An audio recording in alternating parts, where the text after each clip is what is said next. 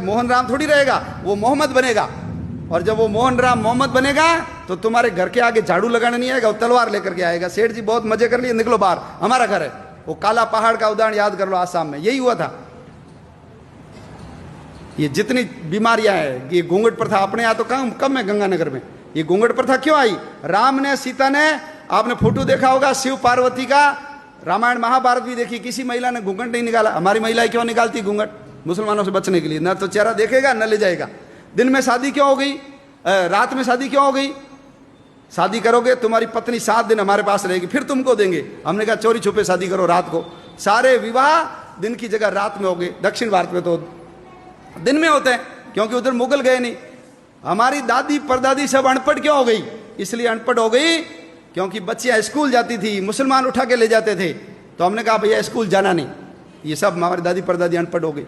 तो हमारे यहाँ तो कर्णगी, गार्गी, कितने विद्वान, सीता कितनी विद्वान थी।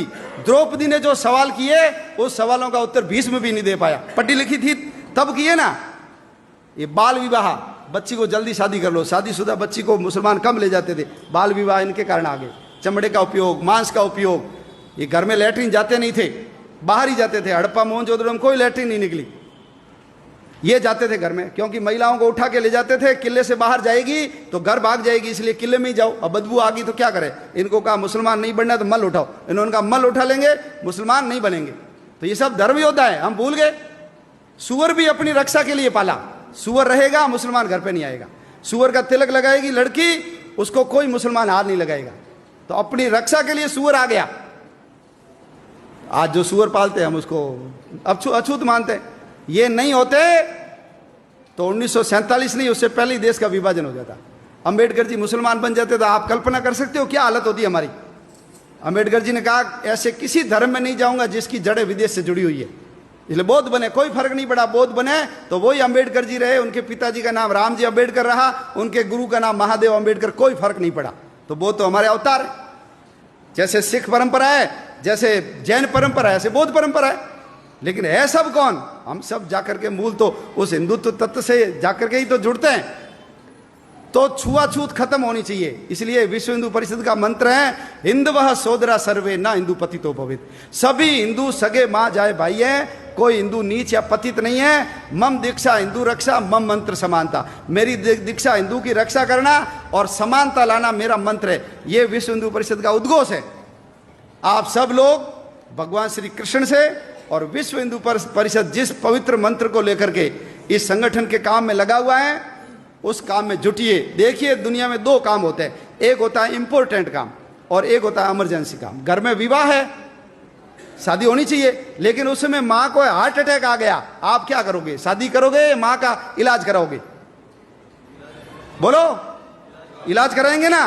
तो ध्यान रखना, यदि हम नहीं रहे तो जैसे जम्मू कश्मीर से हिंदू भाग गया, जैसे इराक से हिंदू को भगा दिया, जैसे अफगानिस्तान से हिंदू को भगा दिया, पाकिस्तान से भगा दिया, नेपाल से भगा दिया, भूटान से भगा दिया, तिब्बत से भगा दिया, उधर म्यांमार से भगा दिया, श्रीलंका से भगा दिया, बाली, जावा, सुमात्रा, इंडोनेशिया, मलेशिया, जावा, ये सब हमारे थे, लेकिन सब के सब चले गए। ध्यान रखना, हमारे गुरु नानक देव जी का जन्म स्थान चला गया। हम हर साल प्रहलाद की पूजा करते हैं। प्रहलाद जन्मा कहाँ, ये हिंदू को पता ही नहीं है। प्रहलाद जन्मा था मुल्तान में, उसका पुराना नाम था मूल स्थान, हमारे हाथ से गया। लाहौर किसने बसाया? भगवान राम के पुत्र लव ने बसाया लाहौर, गया हमारे हाथ से। भरत का पुत्र था तक्ष, उसने बसाया तक्षशिला को, आज तक्षशिला हमारे हाथ में गया। भगवान राम, बाबा रामदेव जी की ससुराल अमरकोट बदल करके उसको उमरकोट बना दिया। हमारी हिंगलाज माता का मंदिर चला गया, सिंधु नदी चली गई, तक्षशिला का विश्वविद्यालय चला गया, कटास राज चला गया जहां यक्ष और युधिष्ठिर के संवाद हुए थे, ढाकेश्वरी देवी चली गई, हमारे पशुपतिनाथ का मंदिर चला गया। क्यों? सब लोग, मैं, मेरा परिवार, बस। समाज जाए भाड़ में, दुनिया जाए चूल्हे में, हमको कोई लेना देना नहीं। मेरे घर पे आंच नहीं आनी चाहिए। यदि यही करते रहे तो आने वाले समय में और हमारा समाज छोटा होगा और हमारे देश के टुकड़े होंगे। हमको सबको यदि समाज को बचाना है, धर्म को बचाना है, आने वाली अपनी औलादों की रक्षा करनी है, हम तो चले जाएंगे, लेकिन चौथी पांचवी पीढ़ी सब रोएगी। देखना हमको कि तुम लोगों ने सब पता था, तुम केवल मैं और मेरा परिवार पैसे के चक्कर में लगे रहे, देश समाज धर्म के काम में नहीं लगे। तो ये सब काम इंपॉर्टेंट है, लेकिन इमरजेंसी काम एक ही है, वो है हिंदू समाज को संगठित करना, देश के लिए काम करना।